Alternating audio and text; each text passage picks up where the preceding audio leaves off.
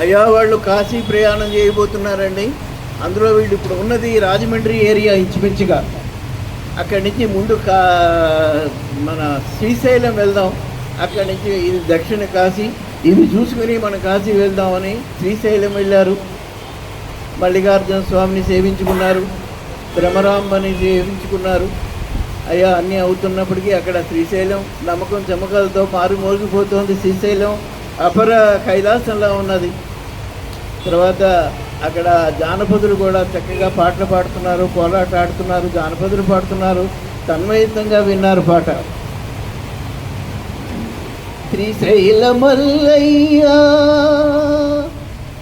శ్రీశైలమల్లయ్యా మాకేటి లోటయ్యా, శ్రీశైలమల్లయ్యా మాకేటి లోటయ్యా, కాపాడని ఉండ భ్రమరాంబతోడా.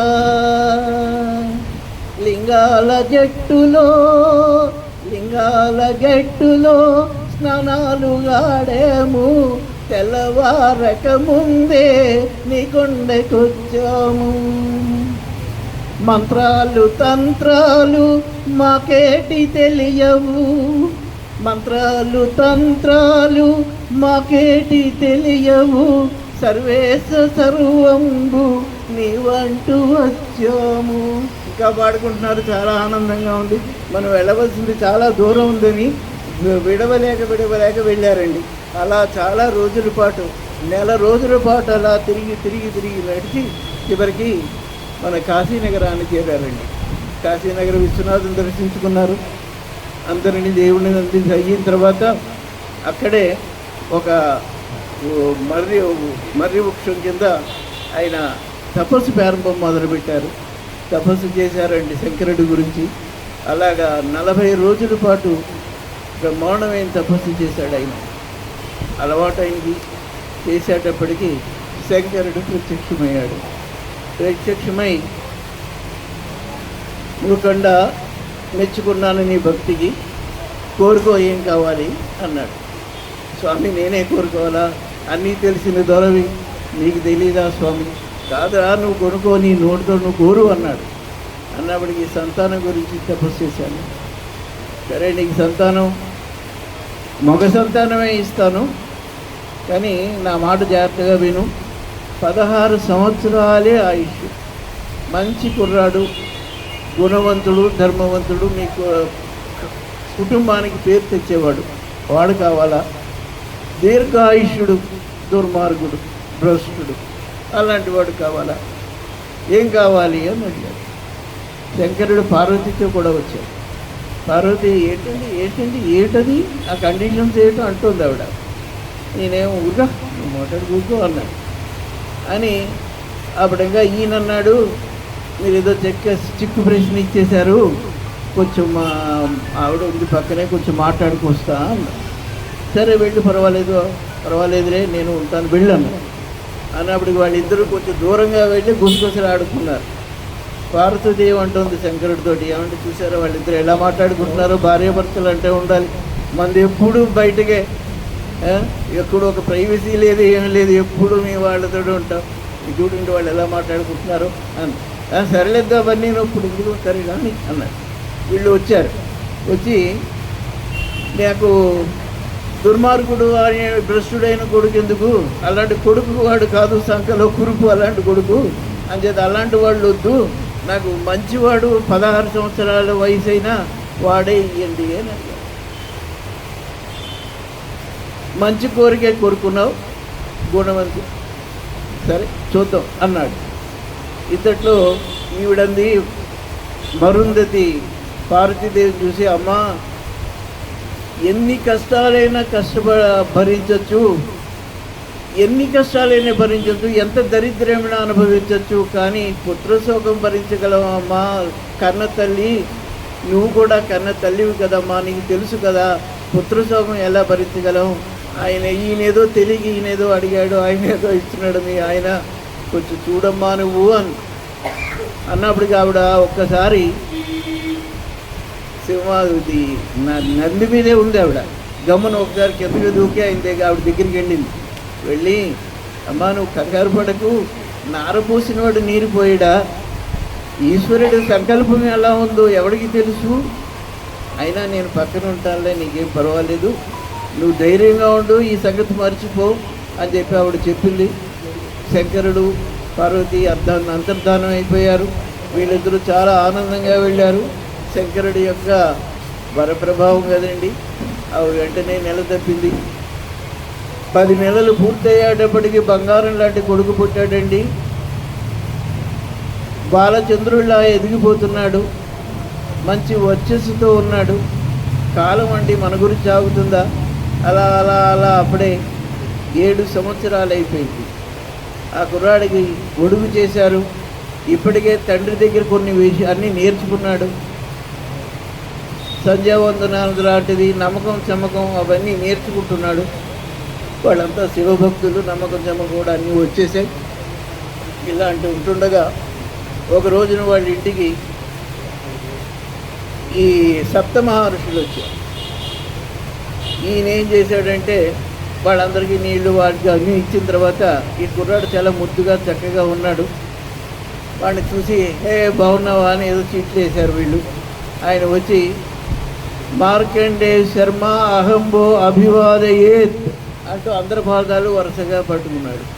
వాళ్ళు చాలా ఆనందపడిపోయి చిరాయుష్మాన్ భవ, ఆయుష్మాన్ భవ, దీర్ఘాయుష్మాన్ భవ అని ఒకరి తర్వాత ఒకరు మొత్తం మన జాతీయ గీతం పాడినట్టుగా అందరూ 7 ఒకసారి పాడేశారు. అన్నప్పటికీ ఆయన ఏడ్చాడు. ఏమండి మీరు తెలిసి ఆస్వాదించారా, తెలియక ఆస్వాదించారా? శంకరుడి ఈయనకేమో 16 సంవత్సరాలు ఆయుష్ ఇచ్చారు, మీరేమో చిరాయిరు అంటున్నారు. ఆయన మాట నెగ్గుతుందా, మీ మాట నెగ్గుతుందా? మీ మాట పొల్లిపోదు కదా స్వామి, చెప్పండి, మీ మాట పొల్లిపోదు కదా? 7 సప్త ఋషులు చెప్పారు మీరు అంటూ కళ్ళప్పని నీళ్ళు పెట్టుకున్నారు. వాళ్ళు అన్నారు, ఏట్రా ఎవరైనా మనం దీవించలేదని అంటారు కానీ వీడు మనం దీవిస్తే ఏడుస్తున్నాడు ఏంటి, ఇందులో ఏదో మతలబు ఉన్నట్టు ఉంది అని చెప్పేసి ఒక్కసారి వశిష్ఠ మహర్షి దివ్య దృష్టితో చూశాడండి. వాళ్ళకి దివ్య దృష్టిలు ఉంటాయి, మనకేమో మామూలు దృష్టి ఇంత దాకానే కనపడతాయి, అది కూడా సరిగ్గా కనపడదు. ఒక ఏమో డాక్టర్ గారి దగ్గరికి వెళ్ళాడు. ఏమంటే నాకు 2 కనపడుతున్నారు అన్నాడు. దానికి ఆయన అంటాడు 3 ఎందుకు వచ్చారన్నాడు. వాడికి 3 కనపడుతున్నారు. అంచేత ఇలా ఉంటాయి మన కళ్ళు. వాళ్ళకేమో హాయిగా దివ్య దృష్టి, ఎక్కడి నుంచో ఏం జరిగిందో అంతా చూశారు. చూసేటప్పటికి ఓహో 16 సంవత్సరాలు శంకరుడిస్తే మనం దీర్ఘాయుష్మా అని చెప్పి మనం దీవించాం, పెద్ద ఇబ్బందులు పడిపోయాం అనుకున్నారు. అనుకుని అయితే మీది పొల్లు పోదు కదా అన్నారు. సరే పొల్లు పోకుండానే చూద్దాం, ఓ పని చేద్దాం, అంతదాకా మీ కుర్రాన్ని ఒకసారి మాతో పంపించు, ఓ పని చేస్తాం, మాకు హెడ్ ఆఫ్ ది డిపార్ట్మెంట్ ఉన్నాడు బ్రహ్మగారు, ఆయన దగ్గర పడేసి ఆయనతో కొంచెం ఏదైనా చేయిస్తే బాగుంటుంది అన్నారు. అయితే సరే పంపించండి, అంతకంటే ఏం కావాలి అన్నారు. ఆ కుర్రాన్ని తీసుకుని వీళ్ళు బ్రహ్మగారి దగ్గరికి వెళ్ళారు. అప్పుడు వీళ్ళు మధ్యలో దారిలో చెప్పారు, అరే నువ్వు మాకు టోపీ వేసావు చూసావా, అలాగే ఆయనకు కూడా టోపీ వేయాలరా, నువ్వు వెళ్ళగానే ఆయన కాళ్ళ మీద పడిపోయి నువ్వు ఇందాక ప్రవర్ చెప్పావు చూసావు, అలాగే ప్రవర్ చెప్పు, అలా చెప్తే ఆయనతో మాకు వేసిన టోపీ ఆయనకు కూడా పడాలి, నడుగు తీసుకెళ్ళన్నారు అని చెప్పి మొత్తాన్ని బ్రహ్మగారి దగ్గరికి తీసుకెళ్ళారు. బ్రహ్మగారి దగ్గరికి వెళ్ళేప్పటికి ఆయన కూడా కూర్చున్నాడు. వీళ్ళందరూ కూడా ఉంటుండగా ఈ కుర్రాడి ముందుకు వచ్చి పాదాలకి నమస్కారం చేశాడు. ముద్దుగా ఉన్నాడు, చక్కగా ఉన్నాడు, వర్చస్సు అవన్నీ కనపడుతున్నాయి. దాంతో అతను ఆనందపడ్డాడు.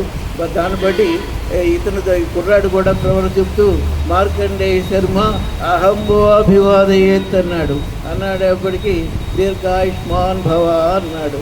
పక్కున నవ్వాడు ఒకతను, వీళ్ళలో ఒకతను.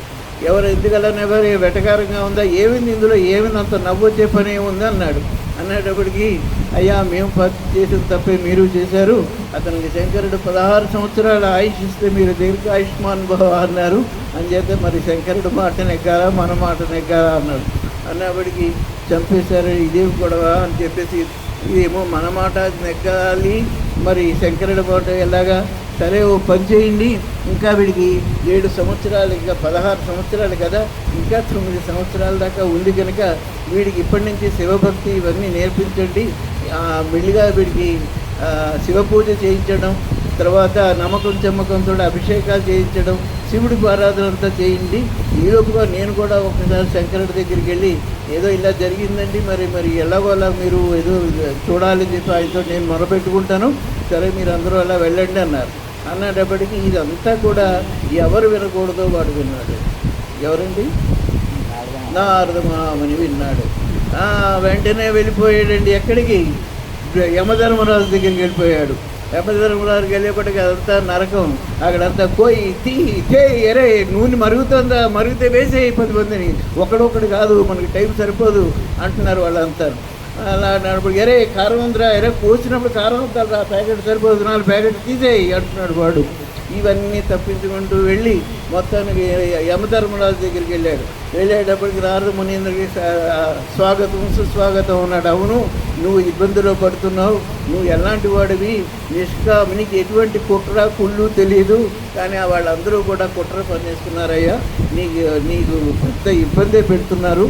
ఏంటి ఇబ్బంది ఏమిటన్నాడు. ఒక కుర్రాడికి 16 సంవత్సరాల ఆయుష్ రాశారు. వీళ్ళందరూ కలిపి శివుని వాళ్ళేమో, వీళ్ళేమో పొరపాటునేమో దీర్ఘాయుష్మాన్ భవ అన్నారు. వాళ్ళకి ఇగోయిజం అడ్డు వచ్చింది. అంచేత వాళ్ళు ఇగోయిజంతో వాడిని ఎలాగోలాగా దీర్ఘాయుష్మాన్ చేయాలని చెప్పేసి పట్టుబడుతున్నారు. నువ్వు కనుక వెళ్ళావు అంటే 16 సంవత్సరాలు అయ్యాక నువ్వు వెళ్ళావంటే నీకు ఇబ్బంది పడతావు, ఇది జరుగుతుంది అక్కడ కుట్ర అన్నప్పటికీ నా ఎదురుకుండా ఎంతమందికి వచ్చినా ఓటే లేదు, టైం అయిపోయిన తర్వాత నేను తీసుకెళ్తాను, అది హరహరాదులు వచ్చినా సరే ఎవరు వచ్చినా సరే నాకు ఇంకేం లేదు, చూస్తాను, అది కూడా ఎవరు అడ్డొస్తారో చూస్తాను అని అరిచాడు. అయితే ఆ పాటి ఉండాలి ఆగ్రహం, నీకు అహంకారం ఆ పాటి ఉండాలి, నీకు అరిచే అవకాశం వచ్చింది అని ఆనందపడి నారదుడు వెళ్ళిపోయాడు. ఈయనేమో టైం గురించి చూస్తున్నాడు, వీళ్ళేమో శంకరుడి గురించి పూజ చేస్తుంటే అప్పుడు ఆయన అన్నారనమాట, మాకు వాళ్ళ ఇంటికి తీసుకెళ్ళి ఇగో మీ వాడిని బ్రహ్మగారి దగ్గర తీసుకెళ్ళాం, ఆయన కూడా ఆయుష్మాన్ భవ అన్నాడు, ఆయనేమో శంకరుని ప్రార్థన చేసి మీ వాడికి ఆయుష్ ఇస్తూ ఉంటున్నారు, అంచేత 3 వంతులు మీకే పిల్లాడికి ఏం బాధ లేదు, అయినా సరే ఇప్పుడు ఒక శంకరుడిని యొక్క పూజ చేయించడానికి మనం గోదావరి తీరానికి తీసుకెళ్దాం, అక్కడ ఏర్పాటు చేస్తాం, మీరు కాసేపు పిల్లాడిని కొంచెం ఇప్పుడు మీరు ఓపిక పడితే తర్వాత కలకాలం మీ దగ్గరే ఉంటాడు మీ పిల్లాడు అన్నారు. అన్నప్పటికీ సరే అని చెప్పి అలాగేనన్నారు. విడవలేక విడిచారు. ఈ కుర్రాడు కూడా అన్నాడు, అమ్మా ఏం పర్వాలేదమ్మా, ఒకవేళ శంకరుడు అనుగ్రహించి నాకు ఆయుష్ ఇస్తే వస్తాను, లేకపోతే ఇదే కడసారి మాట్లాడతాను, నమస్కారాలు అనుకో అని చెప్పి వాళ్ళిద్దరికీ కడసారి నమస్కారం చెప్పి దండం పెడుతుంటే పటపట ఏడ్చిందండి తల్లి ఎలా ఉంటుంది, తండ్రి ఏడవలేదు, లోపల దాచుకున్నాడు, ఈవిడ ఏడ్చింది.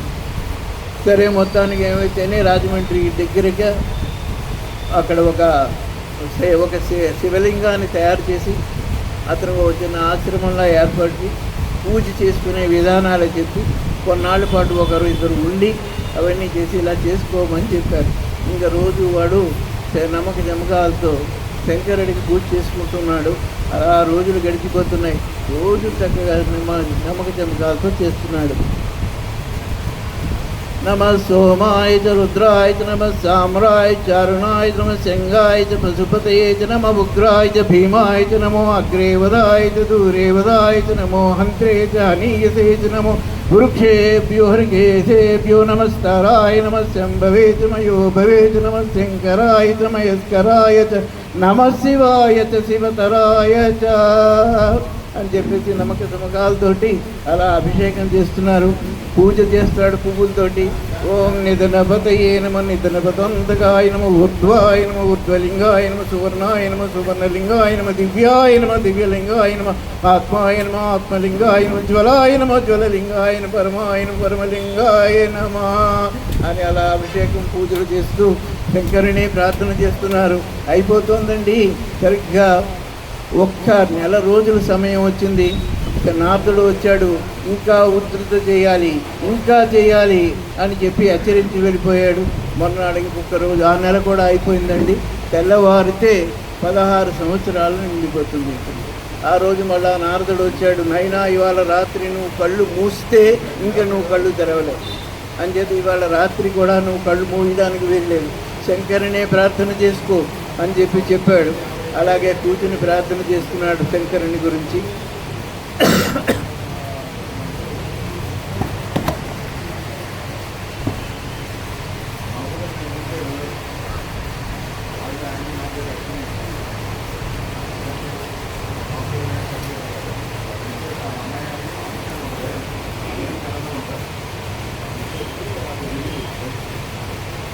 అయ్యా శంకరుని గురించి అలా ప్రార్థన చేస్తున్నాడు.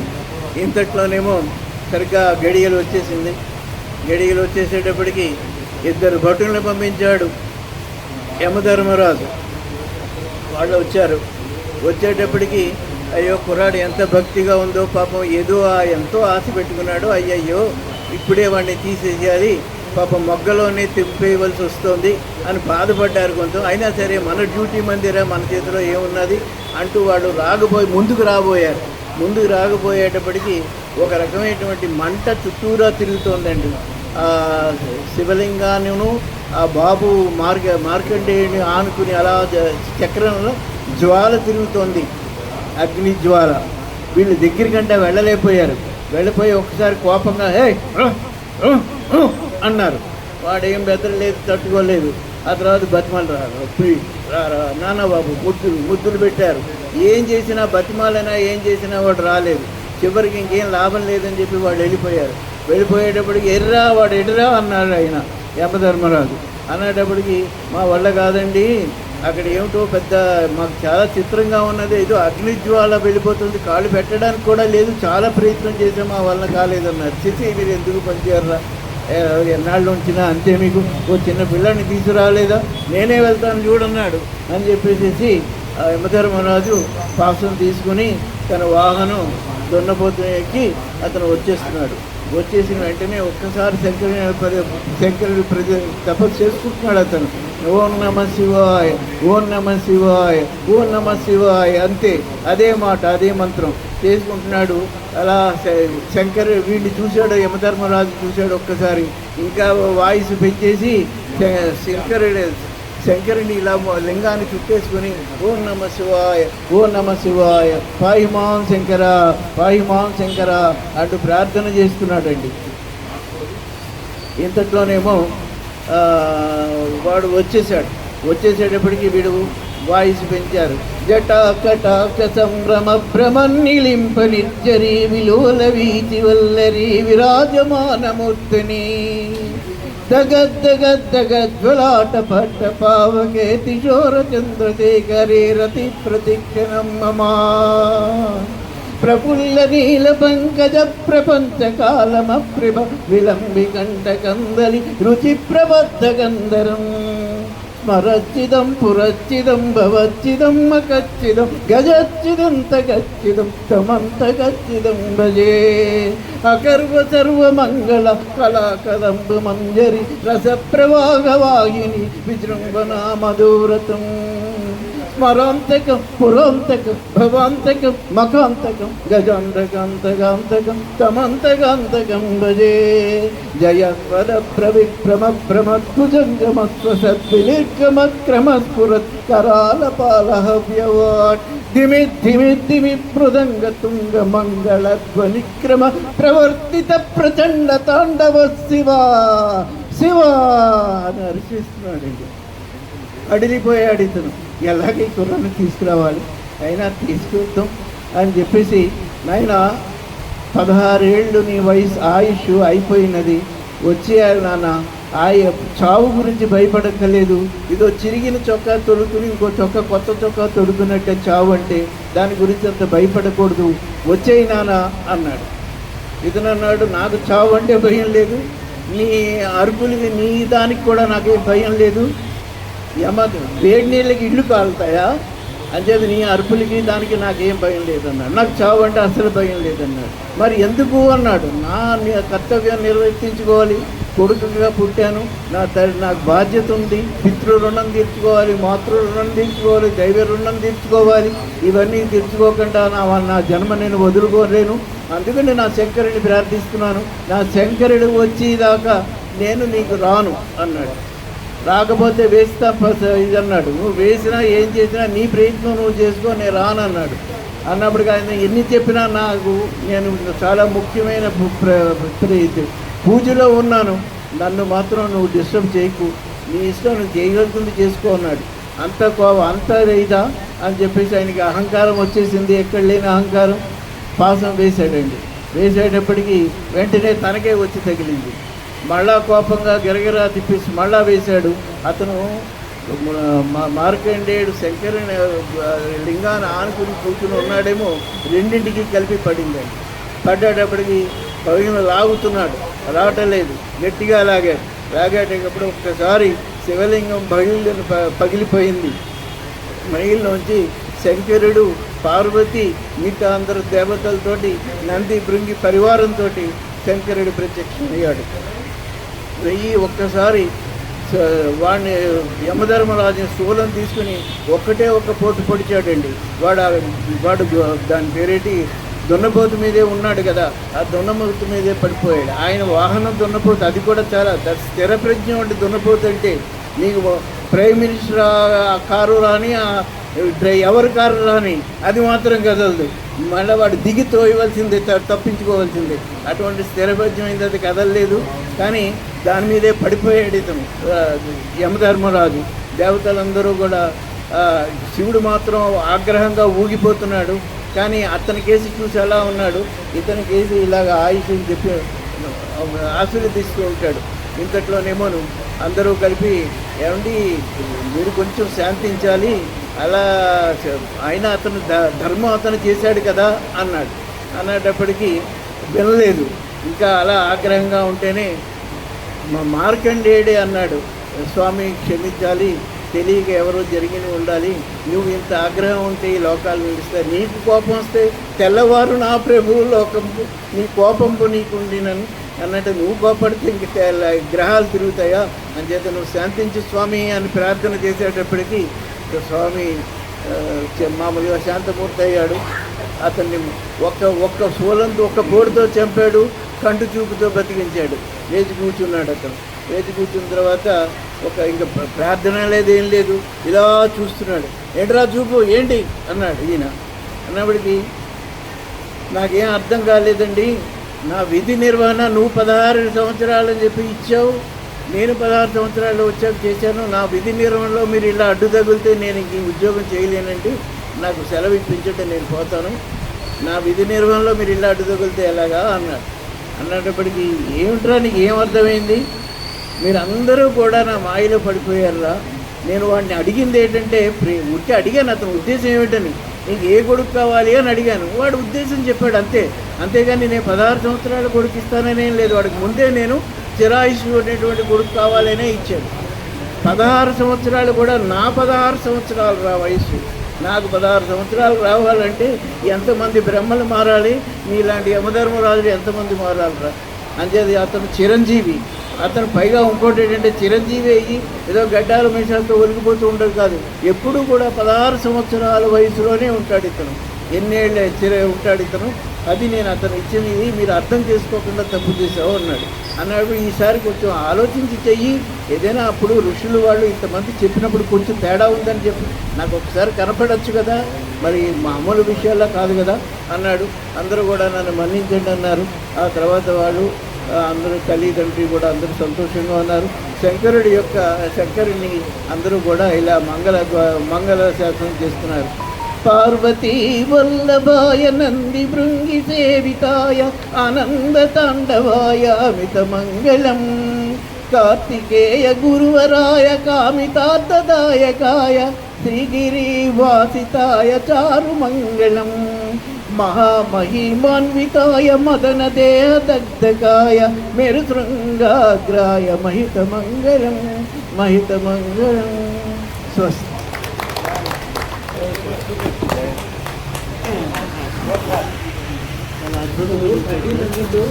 చెప్పిన కథలో మార్కండేయుడు తీసుకొని వస్తాడు. శివుడు ఏమని ఇచ్చాడు, శాపము 16 ఏళ్ళకు నువ్వు అయిపోయాడు.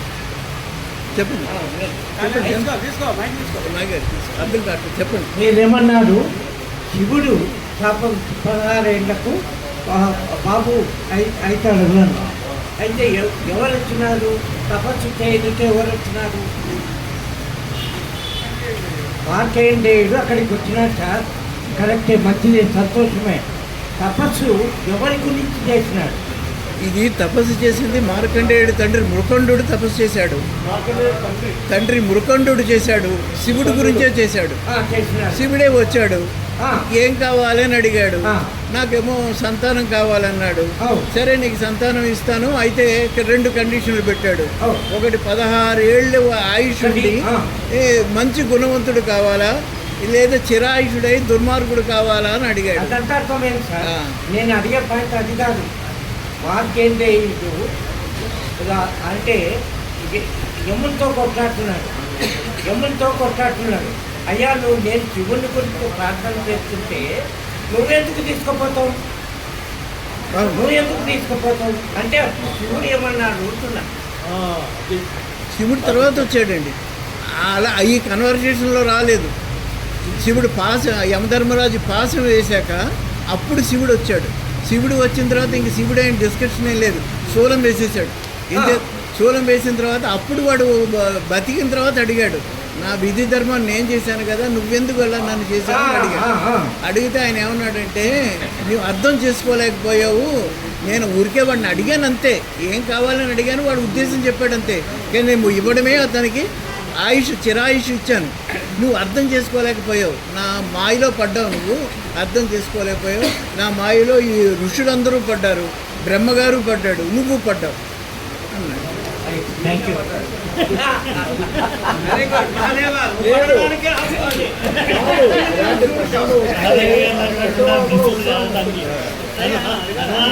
చేసుకోవాలండి. నేనే వారు చెప్పినప్పుడు ఆయన చెప్పిన తక్కువ ఆయన భగవాన్ యూజ్ చేస్తున్నాడు. మనం కూడా ఏదైనా ఉంటే యూజ్ చేసుకుంటే అభివృద్ధి తెలుస్తుంది. అది చాలా మంచిగా చెప్పారు. Sir thank you. సార్ ఎవరైనా మంది పాట పాడతారా? హరిప్రసాద్ గారు పాడతారా? Right sir.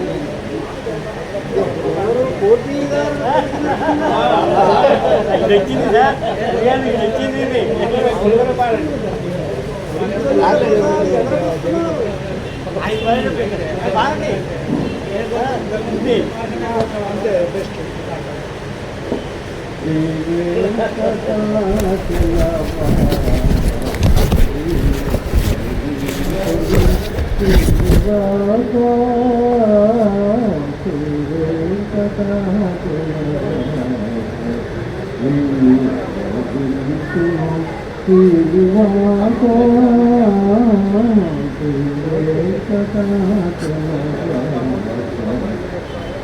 బంగారు హృదయాల బంగారు ఉయ్యాల పొందుగా అమరునామయ్యా.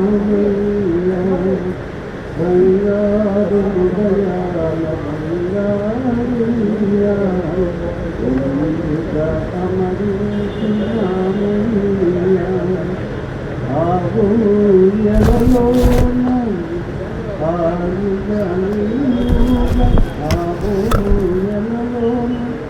ఆరుగా అఖిల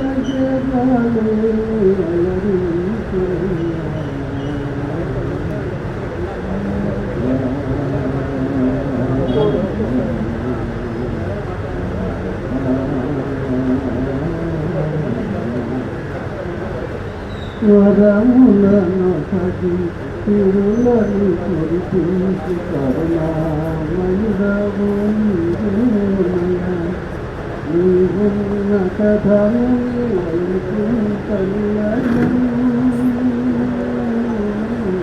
నీవున్న కథను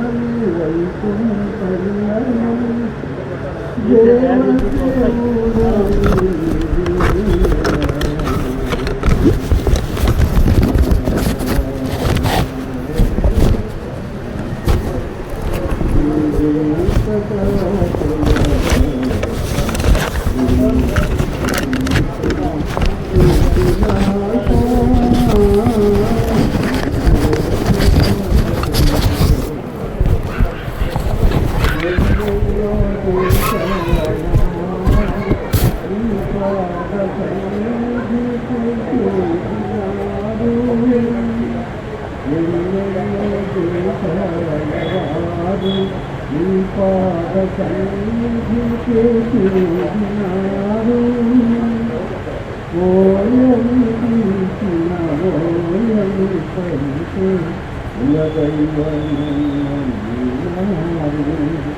తమ కులదైవము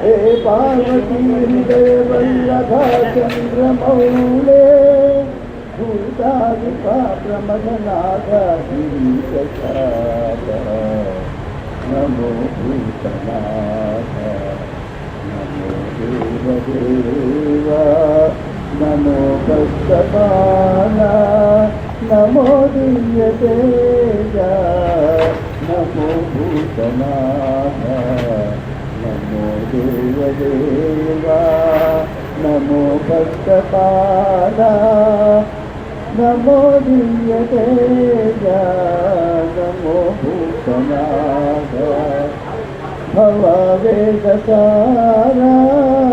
सदा निर्विकारा भववेदसारा सदा निर्विकारा जगालल्ल प्रोवा प्रभु नीरकारा नमो पार्वती वल्लभा चंद्रमौली नमो भूतनाथ नमो देवदेवा नमो भक्तपाला नमो दिव्यतेजा नमो भूतनाथ सदा शिष्यकाचा महापापनाचा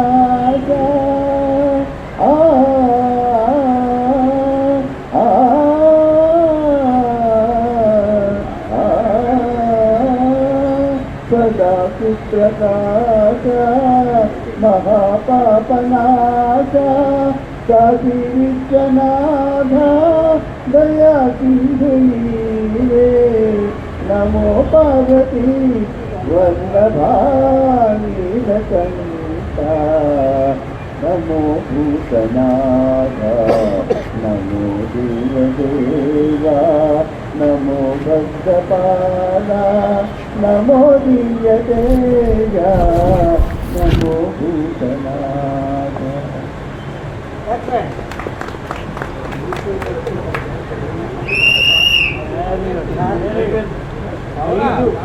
గైడు ఎక్కడి వాడు ఎవరి కొడుకు ఆయన పొట్ట మీద ముగ్గురు దేవతలు పూజ చేస్తారు ఆయన పొట్ట మీద అవి 3 క్షేత్రాలు ఆ క్షేత్రాలు ఏంటి మన పిఠాపురం దగ్గర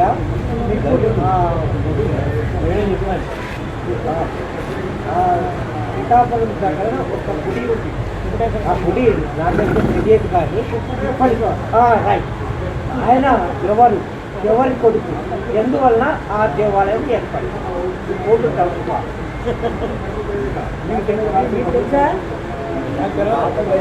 తెలియదు వచ్చినా లేకపోతే మీకు తెలిసే అడుగుతున్నారా మీరే చెప్పండి ఆయన కేసు మీరు చెప్పండి అది ఆయన తెలియదు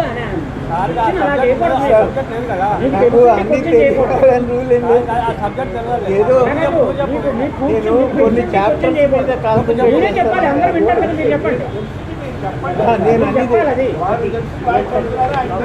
మీరు తెలుసు మీరు చెప్పండి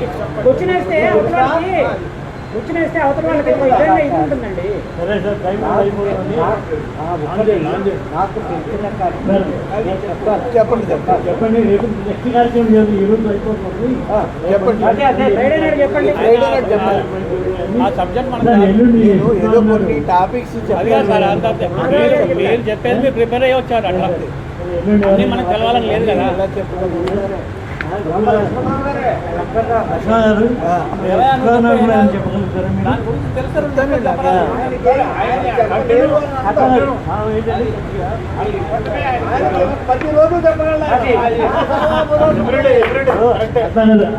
సోమవారం మన కృష్ణ గారు మాట్లాడారు. గురువారం ఆయన చెప్పారు. వాళ్ళు ఉంటే కూడా బాగుంటుంది. కూడా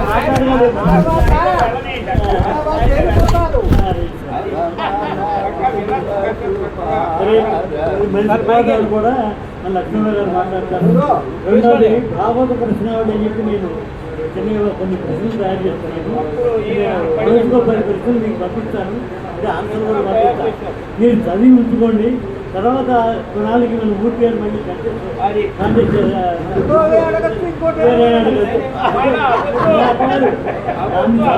అయిన తర్వాత మీరు కూడా చెప్పే అవకాశం ఉంటుంది. వరకు ఎక్కువగా ఎవరు ఇవాళ మా మిస్సెస్ అదేదో వింటూ నువ్వు నా దగ్గరికి వచ్చి వశిష్ఠుడు కొడుకు పేరు ఏంటంటే అడిగింది.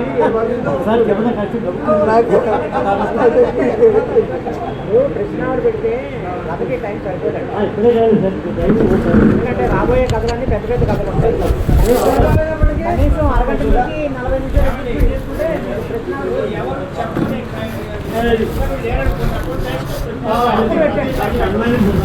ఎవరు లేనప్పుడు ఎందుకంటే ఇదో అరగంట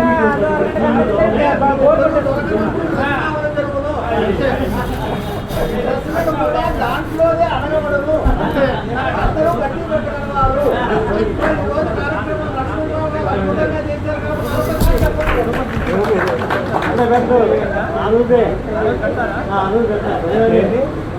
ఆ రోజు పెడదాం.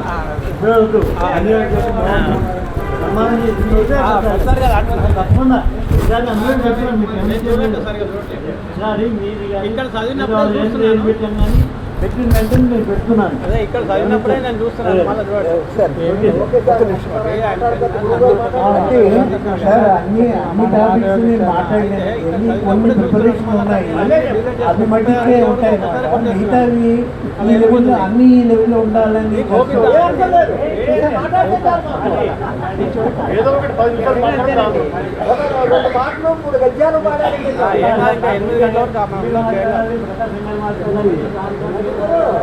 ఎన్ని ఉన్నాయి సార్ నాకు అందరూ కూడా దీంట్లో భాషని మనం ఉత్సాహంగా ఏదో భాష వస్తుంది. ఆయనపై మనం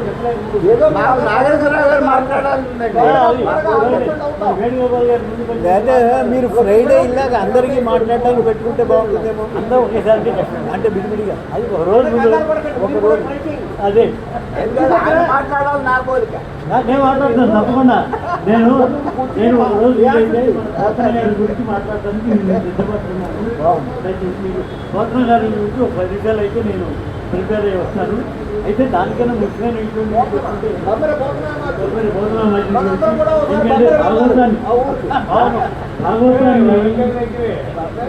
తెలుగులో అనువదించి చక్కగా అనువదించి మన అందరికీ అందుబాటులో పెట్టుకునే పెద్ద మహానుభావుడు.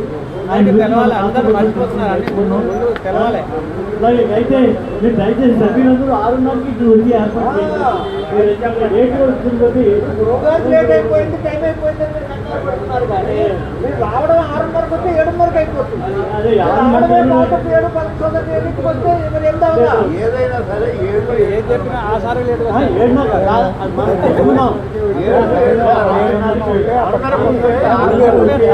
దక్షిణ చెప్పారు కదా, అది దక్షిణ ఇదే స్టైల్లో ఉంటుంది. మీరు అంటున్నారు కదా అన్నట్టుగా ఉంటుంది. రేపు దక్షిణ చెప్పండి మీరు చెప్పారు కదా. అంటే ఇది చెప్తాను. దక్షిణ అది ఒక రకమైనటువంటి అదొక పేటెంట్ ఉన్నది దాంట్లో.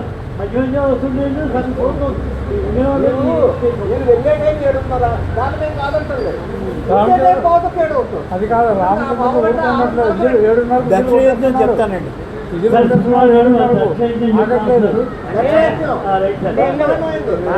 చాలా ఉన్నాయి కదా, అన్ని కంప్లీట్ చేసుకోవాలి కదా. చెప్పింది అంటే ఒకటి నాకు ఎలా ఇచ్చేయండి. అంటే కొంచెం నాకు ఇవాళ ఈ కథ ఎలా ఉందో ఇంచుమించుగా దక్షిణ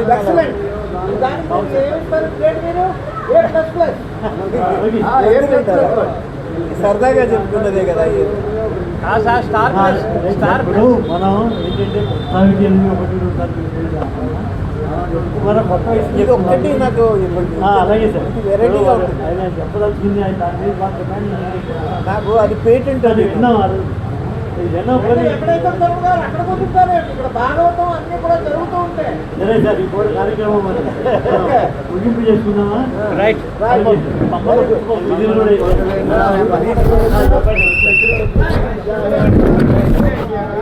మంగళం వతి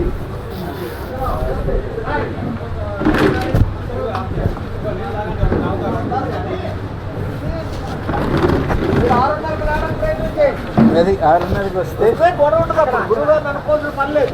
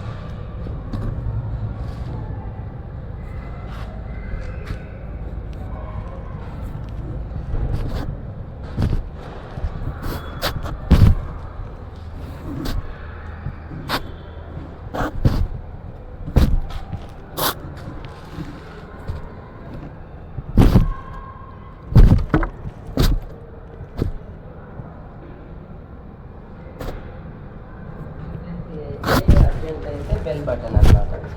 ఓకే, స్టక్ అయిపోయిన వాళ్ళకు